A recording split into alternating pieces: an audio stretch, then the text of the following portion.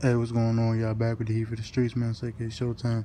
Hey, look, once again, man, Stephen A. Smith is just Stephen A. Smith is just up to his old tricks.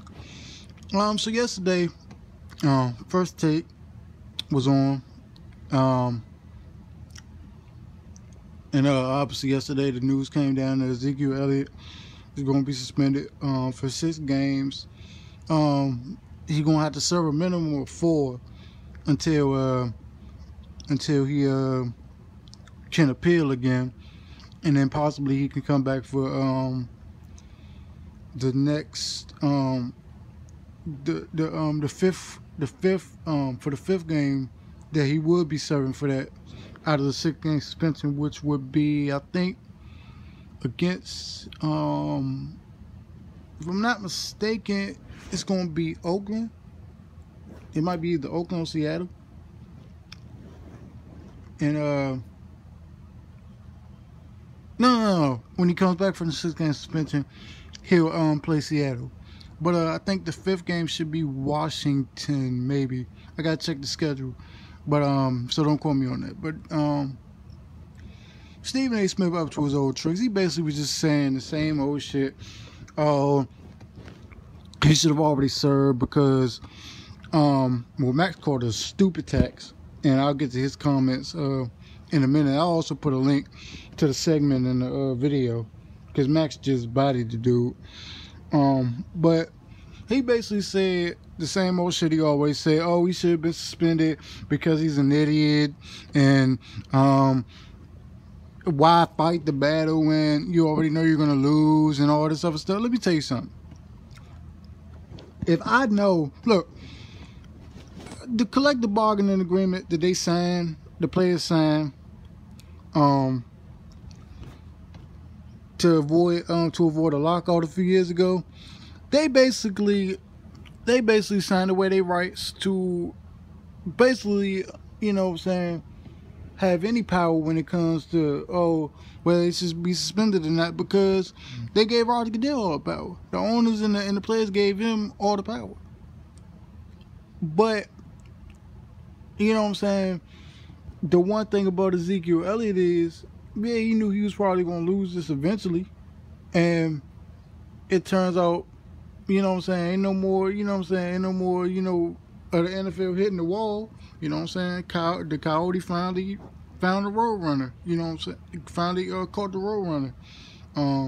If you know what I'm saying, if you want to put it that way. And they finally got Zeke. You know what I'm saying?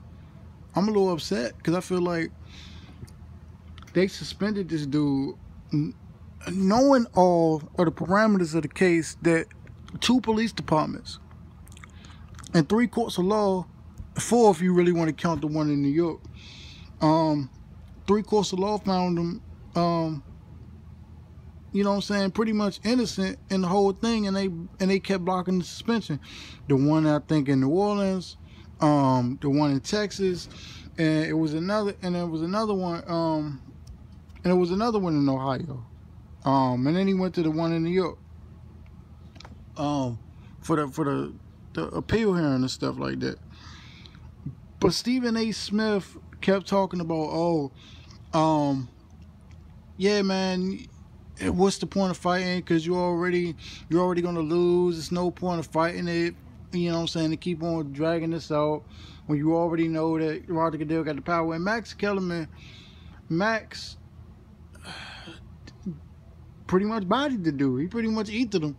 You know what I'm saying? Gave him the Nas treatment and shit. You know what I'm saying? He pretty much dogged him. You know what I'm saying? Dogged him and said, "Yo, Stephen A., why is it that you're gonna sit up there and tell this man that he should already served his suspension like 3 weeks ago, when you know what I'm saying, when he's trying to protect his name? Like he said, man, this is the name that his parents gave him, that he's going to pass down to his children, that his children, you know what I'm saying, may pass down to their children, and you know what I'm saying, so forth and so on. So it's not about winning or losing. He already knew that eventually he was going to lose, because the NFL and Roger Goodell have that power to do that. You know what I'm saying? Suspend them at will whenever they feel like You know what I'm saying? And not just him, but anybody else. Although they ain't do it for Josh Brown, but we not gonna get into that. And they had already proved and they'd already proved that Josh Brown did it. His wife admitted that he did it. They got records that he did it, and he admitted that he did it at the Pro Bowl and other subsequent incidents. But like I said, we're not gonna go there. Not now. Not now. Maybe on the next video, but not now. Because we already know what that's about. But Max was saying, like, it's not about winning or losing. It's about protecting his name. It's about protecting the brand that is Ezekiel Elliott, or the future brand that is Ezekiel Elliott. Because he's a star, man. It's not that he just wear the star on the helmet, which obviously makes you a star if you're talented. Because the Cowboys are obviously one of the probably the premier franchise in all the sports. Not to mention they want to. I think they the highest valued NFL franchise, or just franchise in sports period. But if you are, it's three positions in sports that once you drafted there, you know what I'm saying, there's going to be expectations. And if you're good enough to meet those expectations, even if you're pretty good, you know what I'm saying, you're going to be a star for life. Quarterback of the Dallas Cowboys. Quarterback in the NFL period, because that's just where the game is and where it's always been. Even though we've had other stars at other positions, quarterback in the NFL has always been the premier position. Point guard for the Los Angeles Lakers. You think Magic, you think Kobe. I said point guard, but player for the Los Angeles Lakers. But you think Magic, you think Kobe, you think Shaq, you think, hell, Robert Horry was a household name because of his reputation when he was with Houston. You know what I'm saying? You think Ron Artest, Pau Gasol, championships. You think Dallas Cowboys, you think Aikman, Emmett, Irvin, Ed Too Tall Jones, Danny White if he'd have won one, but, you know, Tony Dorsett. You think, you know what I'm saying? You think stature when you think of Dallas. When you think of the Dallas Cowboys, you think of the Los Angeles Lakers. And thirdly is if you play baseball for the Yankees. And I would also say probably basketball for the Knicks, but they haven't won recently, so it's kind of like it's not. If you win in New York, you're the greatest thing, you know what I'm saying, since sliced bread. Just ask Jeremy Lin if you got success in New York. You know what I'm saying? Ask Carmelo for the first maybe couple years in there in New York. You know what I'm saying? But they haven't won recently, so it's kind of like a moot point. But thirdly is the Yankees, because, you know, pinstripes, the New York fitteds, and, you know, all that other stuff. You know, Jay-Z and, you know, Nas and all that, you know, they wear the, you know, fitteds and stuff like that.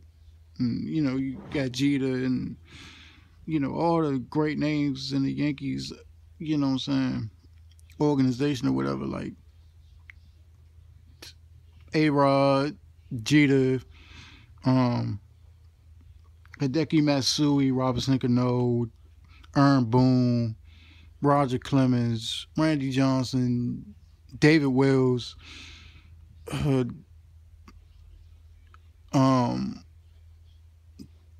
David Justice, Bernie Williams, I mean, Reggie Jackson, you know what I'm saying, Yogi Berra, obviously, and then, you know, it's like you got Babe Ruth, DiMaggio, and I'm just listing names, man. It's just, I mean, that's just, you know what I'm saying, testing my sports knowledge out here, you know what I'm saying. So y'all know y'all can't fuck with me with that. You know what I'm saying? I could rattle off names like it's nothing. But You know what I'm saying? I don't even gotta look at the history. You know what I'm saying? You just inherently know certain things from watching and listening and studying and shit. But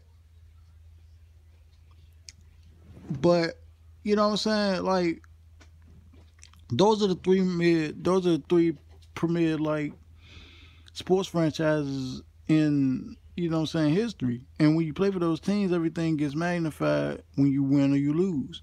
In a situation like this, when you got a star in Ezekiel Elliot who made his name in Cowboy Stadium, because when he was in Ohio State, the championship game that he played against, I think it was Oregon, when they won that championship, and then he came out of school, he played against Marcus Mariota in Oregon in college. Um, the year before he came out, because I think he came out the year after that championship. They were trying to repeat Ohio State. They were all trying to repeat or whatever. So he came back for a year, but he made his name in Cowboy Stadium because that championship game was played in Cowboy Stadium. The playoff games that he played in to get to that game was played in Cowboy Stadium. So Jerry Jones recognized that, and he was like, "Yo, we need this kid. You know what I'm saying? We need this dude." And they was bad enough to obviously get the full pick and then pick him in the first round. You know what I'm saying? But this is his name at stake. This ain't about fucking football games. This ain't about prior, you know what I'm saying, game checks and all that shit he probably gonna miss. You know what I'm saying? Because you know what I'm saying, I'm hoping that the dude, I'm not just saying that because I'm a fan of the dude and I'm a fan of the team that he played for. You know what I'm saying? I genuinely hope that the dude don't, you know what I'm saying, don't fuck over his money and, you know what I'm saying, save his money and be smart. And don't do nothing stupid to ruin his career. You know what I'm saying? But this is a totally different situation, because when the courts and police departments say, yo, he didn't do nothing, when the lady Kia Roberts that everybody keep mentioning, you know what I'm saying, Shannon and Skip, when they do Undisputed, they mention her name a lot. When they mention her name and they say she interviewed the bitch 6 times and didn't find her credible any of the 6 times she interviewed her. So that's 0-6 for the chick, Tiffany Thompson, I think her name is. That's 0-6. You know what I'm saying? So she's already been proven that she's a liar. And then obviously, you know what I'm saying, the reports that she texted her friend and said, oh, I'm ruin this dude's life, and text him and say, oh, I'm white, you're black, they're not going to believe you, and all this other stuff. This is his name being dragged through the mud, bruh. And that's what Zeke was trying to protect. He wasn't trying to protect his money or his starting spot on the team, because, you know what I'm saying, his starting spot is pretty much safe, and his money, you know what I'm saying, like I said, man, obviously the dude don't need no money. He going, you know what I'm saying, he gonna get taken care of obviously when he get back, and then, you know what I'm saying, he obviously gonna have some money in the bank, you know what I'm saying, like he, you know what I'm saying, like he's starving this shit out here that he just need to play. You know what I'm saying, he ain't eating this shit. He ain't missing no meals out here, but, you know what I'm saying, he trying to protect his name. And now, you know what I'm saying, people gonna believe what they gonna believe, and I believe that he didn't do it, you know what I'm saying, just based off the police reports and everything else. I'm like, and plus, if it was really that serious, why didn't the girl release pictures? Come on, man, like, you gotta think about shit like this. Like, this somebody's name you trying to ruin, you trying to, and a name that he's trying to protect. So that's just what I think about it, man. Like, people gotta really analyze this shit and stop looking at it glass half full, because it's not. So once again, fuck Stephen A with his coon ass. You know what I'm saying? Shout out to Max, and, you know what I'm saying, Molly, get off that feminist shit. But we already know what, you know what I'm saying, we already know that's what they preach at ESPN for them bitches over there. You know what I'm saying? You see how they bitched up Jamel Hill, and don't even get me started on say he's still the Curry champion. But anyway, man, I'm done.